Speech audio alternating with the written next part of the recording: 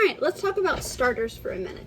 So if you're watching this video, you may be trying to figure out how to work with a starter. Now this video has nothing to do with creating your own starter. This is just dealing with an established starter.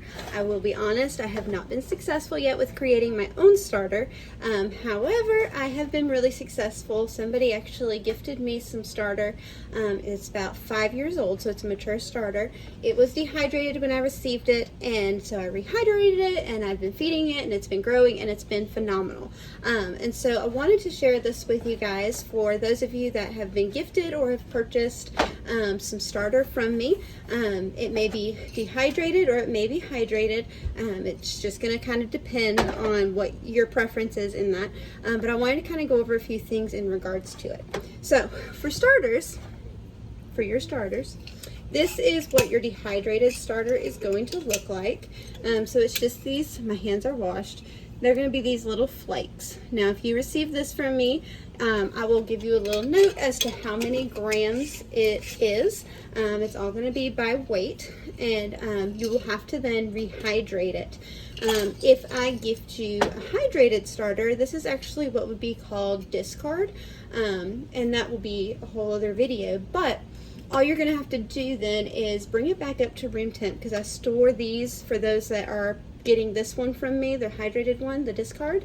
You'll need to bring it up to room temp and feed it, but it's going to be just the same as your dehydrated, but your dehydrated may take a little bit more time for it to actually start growing for you. So if you have purchased one of these from me, or you have been gifted one, I have gifted some of these things out too. All you're going to do is I'm going to put you a little note. So for example, let's just take this hypothetically. Let's say you got from me the dehydrated starter. I'm going to give you 20 grams of this hydrated starter. You're going to need 3 things for you to be able to do this. So first of all, if you've got the dehydrated one, it's not going to come in a jar. It'll probably come in a little baggie or an envelope or however. So you're going to need a jar. Now if you don't have a mason jar for yourself, then you can reuse like a Prego jar. I have been buying store-bought sauce for a while now so that I can kind of stack up on my jars. Or you can even get them at Dollar Tree for $1.25, because it's not $1 anymore. But $1.25 is what this jar is from the dollar store. So you're going to want a nice clean mason jar for you to be able to put your starter in. In addition to that, you're probably going to want a kitchen scale. Now, there are a lot of people out there that do things based on measurements in cups and things. However, I have found it really difficult to keep up with and manage it when it's based on cups and not weight. So I'd highly recommend that you go ahead and just invest in a kitchen scale. This one, my husband got me. It was like maybe $15 from, I think we got it at Walmart. So it's super inexpensive and easy to use. But I would definitely recommend getting yourself some sort of kitchen scale to be able to weigh these things in grams. And then my starters are going to be fed with unbleached all-purpose flour. There's a lot of different brands out there. I typically get the Great Value brand from Walmart. However, this time they were out of it, so I had to get the King Arthur brand, but I've heard really good things about this brand too. I don't see it really mattering which brand you use as long as you are using the unbleached of the all-purpose flour. The bleached is not going to be good for it.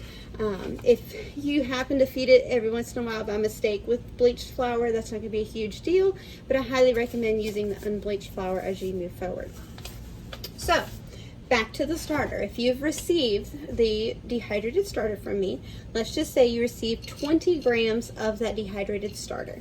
You're going to then go ahead and place your 20 grams of starter in your jar, and then you're going to use 20 grams of flour and 20 grams of water, and you're going to put all of that in your jar and you're going to mix it up. Now because it's dehydrated, you've got to let it sit for a little while to rehydrate itself.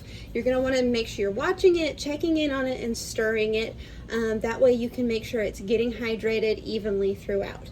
This is going to take some time for it.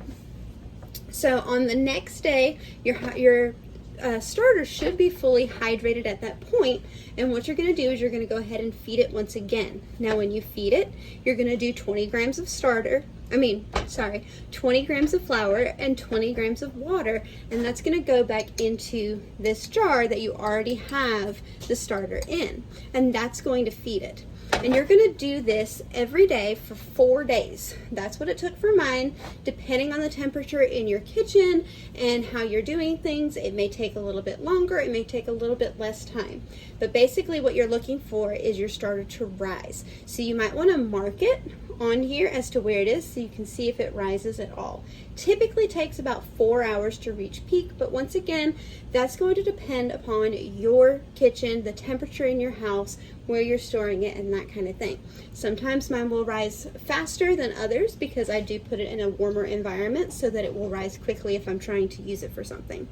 But the key point here is that every day for 4 days, you're going to then feed it 20 grams of flour and 20 grams of water. Now, I like to use filtered warm water, not hot water, but filtered warm water. It just kind of helps it to eat it, I guess, eat faster. Cold water actually will slow down the process, but it's okay if you use cold water. It just slows down that process. I would definitely recommend keeping an eye on it for those 4 days. Now, you don't want to use it until it starts to double for you. Now, if you are making a homemade starter, it's a whole different story as to when you can actually use it. However, if you've received a starter from me or from somebody else, you can then go ahead and use it once it actually doubles in size. Now you're able to bake with it because it is a mature starter that you have simply rehydrated. So the same thing is going to go for the hydrated starter or discard. So you can go ahead and take this, you're going to warm it back up into room temp. Don't put it in the microwave or anything, you don't want to cook it, but set it on the counter, let it come to room temp, and feed it. So you're going to feed it whatever the weight is. Typically, if I'm giving you discard or hydrated starter, I want you to go ahead and it's probably going to be 50 grams, and you're going to go ahead and feed it 50 grams of flour and 50 grams of water. Mix it together and allow it to sit. Now, the discard or the hydrated starter is going to take some time, and it's hard to say how long it's going to take for it to grow. It typically takes less time than the dehydrated just because you don't have to go through that hydration process. So this one here, you can probably use it after just maybe a day or two, as soon as it starts to grow and rise for you. You do want to see it double before you bake with it, but I do like to give people the hydrated starter or the discard when they're wanting to bake with it pretty much right away.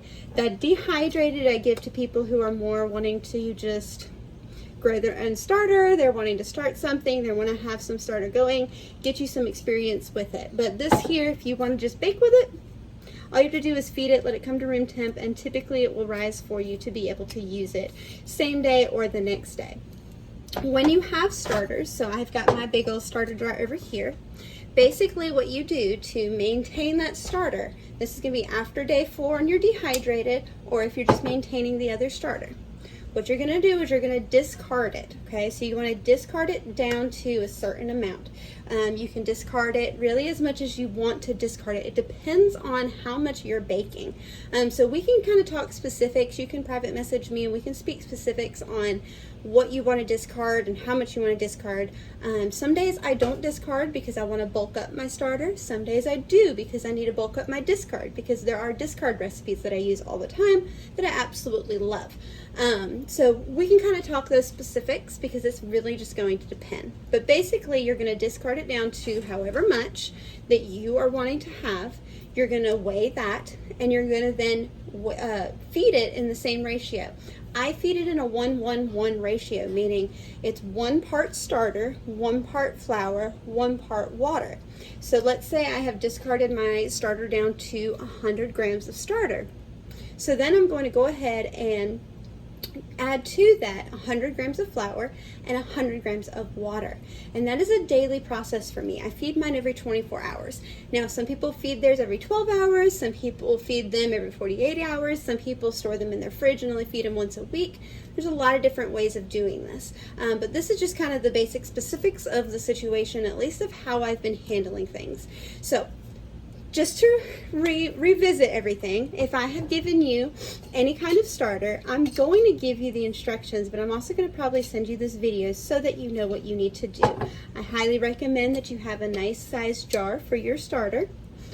Make sure you have a good kitchen scale so that you can measure everything in grams. And if you've gotten a starter from me, you're going to want to have unbleached all-purpose flour. It does not matter what brand you are using, because I've used all different brands with this. All you're going to do is you're going to feed it equal parts starter, flour, and water. So 20 grams, 20 grams, 20 grams, 50 grams, 50 grams, 50 grams, whatever that may be. And I will give you the specifics on the weight of what you have so that you know what you need to do. But you just simply need to feed it every day for 4 days, and then we can figure out what we need to do from there to determine, are you going to be baking with it right away? Are you going to want to discard? What are you going to want to do with your starter from here on out? But at least I hope this video gives you a little bit of insight on how to start with it. It can be really intimidating, it can be really scary, but all you have to do is feed it equal parts. That is it. That's all that I have done.